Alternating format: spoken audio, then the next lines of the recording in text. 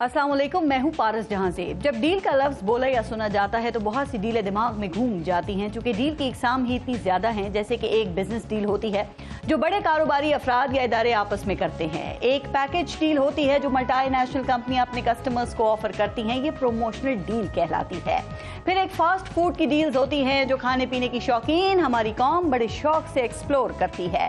अब ये डील्स तो पूरी दुनिया में पाई जाती है, लेकिन एक ऐसी डील है जो सिर्फ पाकिस्तान में पाई जाती है और इस डील को लेने के लिए बड़े पापड़ बेलने पड़ते हैं, कड़ी से कड़ी शराइत मानना पड़ती हैं, मिन्नत तरला करना पड़ता है, कभी सख्त बयानात देने पड़ते हैं तो कभी खामोशी के रोजे रखना पड़ते हैं, कभी अंडरग्राउंड होना पड़ता है तो कभी दूसरे मुल्क जाना पड़ता है। ये बड़ी ही हॉट डील होती है और पाकिस्तान में सबसे ज्यादा मशहूर भी यही डील होती है और ये सियासी डील कहलाती है। इस डील को समझौता, सुलह और एनआरओ भी कहा जाता है और मजे की बात यह है कि ये डील लेने वाले मुख्तलिफ होते हैं, बदलते रहते हैं, लेकिन डील देने वाली कंपनी एक ही है। इस तरह की डील्स देने के राइट्स चूंकि एक ही कंपनी के पास हैं, इसलिए हर डील लेने वाला इन्हीं से रुजू करता है। आजकल फिर एक इसी तरह की सियासी डील का खूब शोर है और तो और हुकूमत के वजीर दिफा भी दिफाई पोजीशन से हटकर इसी तरह की डील के इल्जामात लगा रहे हैं।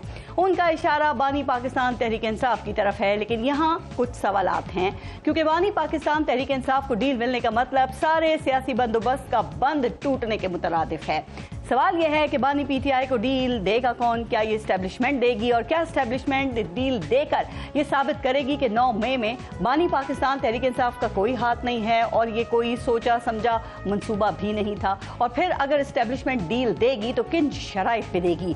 क्या ये शराइत रखेगी कि इस निज़ाम को चलने की गारंटी दी जाए?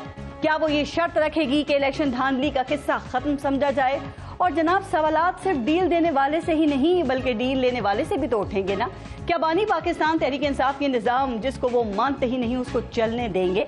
क्या उन्होंने 2.5 साल जो मज़ाहमत की वो सब बेकार थी? उन्होंने अपने कारकुनों को जो एस्टेब्लिशमेंट मुखालिफ मज़ाहमत का पाठ पढ़ाया वो झूठा था?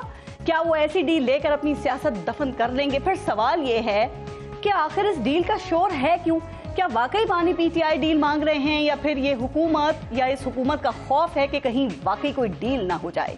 ये सब सवालात तो जवाब तलब हैं, लेकिन इस उम्मीद का जवाब कौन दे सकता है जो पाकिस्तान तहरीक इंसाफ ने अमरीकी इलेक्शन से बांध ली है?